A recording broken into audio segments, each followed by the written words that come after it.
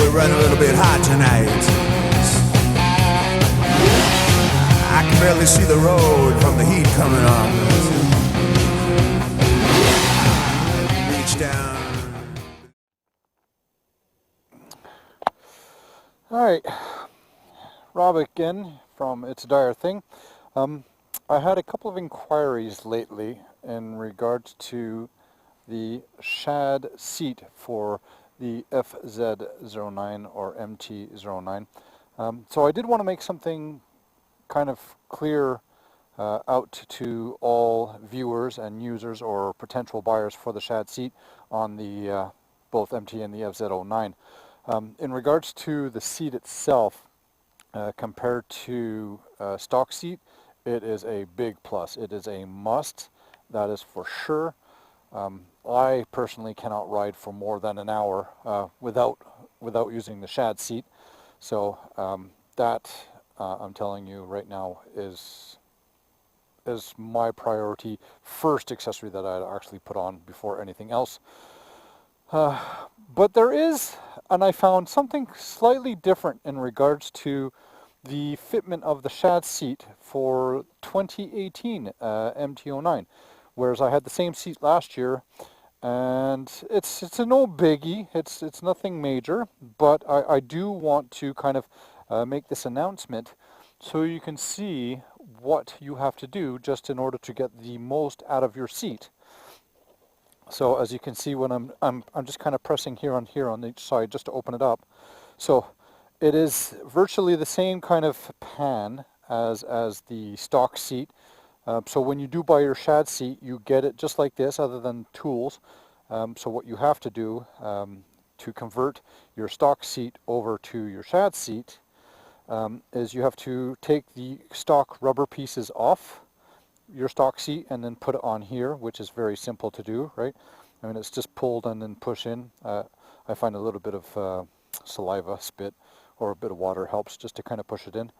And then these hooks here as well, because those hooks, they hook underneath here and here. And then the rubber pads are actually holding, where were they holding? They're just holding onto this piece here and then just onto here just for extra support. So other than that, the seat itself is virtually exactly the same, but like I said, there is I'm not going to say an issue, but there is a slight fitment adjustment that you have to do, and I only found this to happen for the 2018 MT09. So I'm going to try and zoom in here because I am wearing my helmet with my GoPro on it, and I'm hoping you're able to see this right here. If you look right here, you can see it's kind of being cut down, or you know, I've filed it down, all right, because as you can see on this side it's higher up, and this side it's like flush.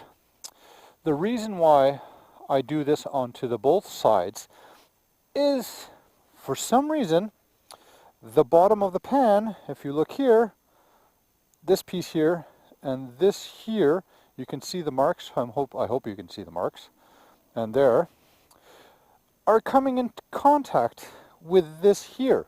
So it's not an issue putting it on, it's not an issue riding with it, and so on and so forth. The only issue is when it comes time to take it off, because of these pieces here are kind of raised. They're biting into this here, so the seat is not sliding off smoothly. So by shaving this down, you're gaining a lot more clearance, and then by doing that, then it allows you to put it on. Click, click, I'm on. Oh, no, sorry. There, click, you heard the click, I'm on, right? And it's perfectly fine here, you can see. And then I turn my key just to unlatch it. Now I've unlatched it, see, I'm back to loose. And then I just press down on this side, just ever so slightly.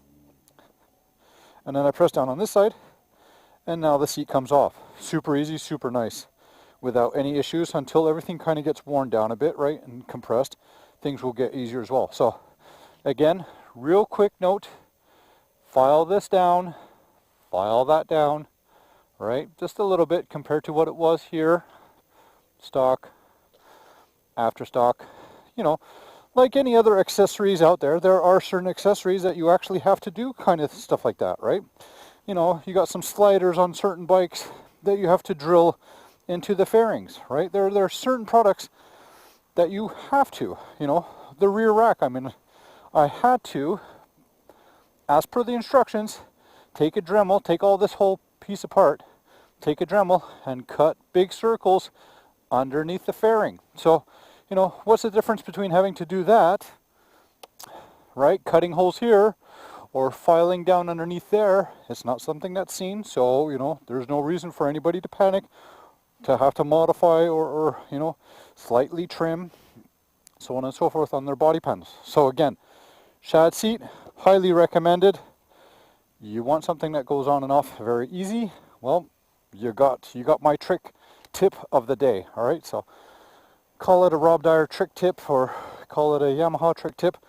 Just saying, do that. It will make it so much easier for you to take it off and put it on.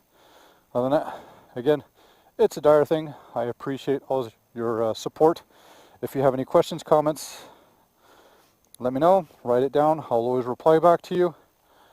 Other than that, you know what? Feel free to pass on the this little information to anybody that you know might know who has or will be looking to an MT09 and who is looking for an absolutely fantastic seat. Again, thank you guys. Take it easy. Have a safe summer. Any questions? Any suggestions? Let me know.